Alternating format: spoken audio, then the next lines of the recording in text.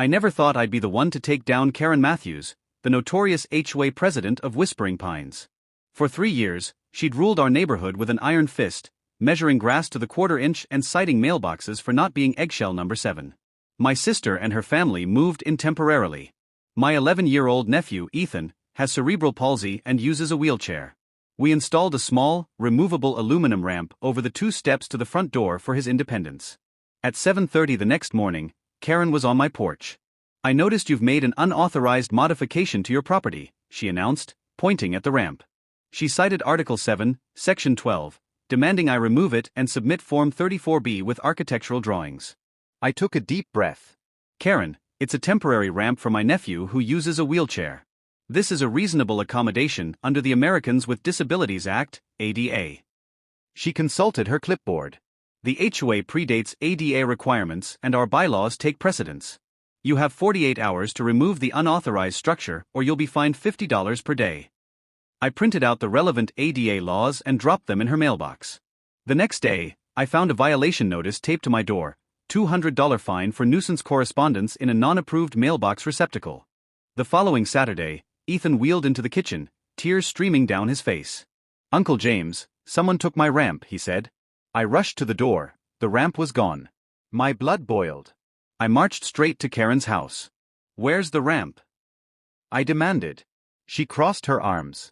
"I had it removed as per Section 23 of the bylaws regarding unauthorized structures and HOA remediation rights.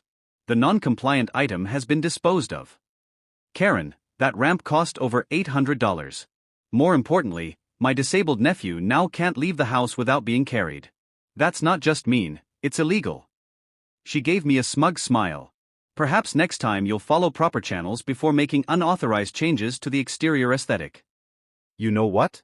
You're right. Now I will." I pulled out my phone and took her picture. Smile for the evidence photo. Documenting the person who committed theft and violated federal disability law. The police will appreciate it. I walked away as she sputtered. I called an attorney specializing in ADA compliance. Destruction of medical equipment, willful ADA violation, theft of property worth over $500. "She's looking at serious consequences," he said.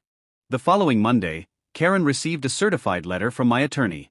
Simultaneously, I filed a formal police report for theft and destruction of medical equipment. 3 other families came forward with stories of Karen's discriminatory enforcement against medical needs. Karen called an emergency HOA meeting that evening. The community center was packed. She began glaring at me. "A resident is trying to circumvent our established procedures. If we allow one unauthorized ramp, next thing you know, people will be painting their houses purple." I waited, then stood up. "I'd like to address the board about the theft and destruction of medical equipment from my property, which constitutes a federal crime." Karen's face went from red to purple. "That's a lie. The HOA has remediation rights. I have security camera footage showing you and the association's maintenance person removing the ramp at 6:15 a.m. on Saturday," I said, a bluff that worked. "I also have the receipt, the ADA documentation, and I've spoken with the district attorney's office about pressing charges for theft over $500, destruction of medical equipment, conspiracy to violate civil rights, and violation of the Fair Housing Act." The room went silent. The floodgates opened. Neighbors shared stories of fines for a backyard swing for an autistic child and removing a handrail for a hip replacement. The maintenance person, looking pale, approached the microphone. "For the record, Ms. Matthews instructed me to take the ramp to the landfill specifically so it couldn't be recovered." He turned to me. "She told me it was abandoned junk." 2 days later, while I was installing a new, sturdier ramp, a police cruiser pulled up and officers knocked on Karen's door. They escorted her to the patrol car. Later, the DA's office called. Karen had been charged with theft, destruction of medical equipment, and multiple enhanced ADA violations, facing up to 3 years in prison and over $100,000 in fines. The DA offered a plea deal: 6 months of house arrest, 5 years probation, full restitution for the ramp plus damages, 200 hours of community service working with disabled individuals, and permanent prohibition from serving on any HOA board. That evening, as I helped Ethan up our new ramp, Karen returned home. Her perfect hair was disheveled. She saw us, her face contorted with rage, and slammed a for sale sign into her lawn with furious force. As she looked up and met my eyes across the street, I saw it: fear. Karen Matthews, the petty tyrant, had finally discovered that real laws applied to her too.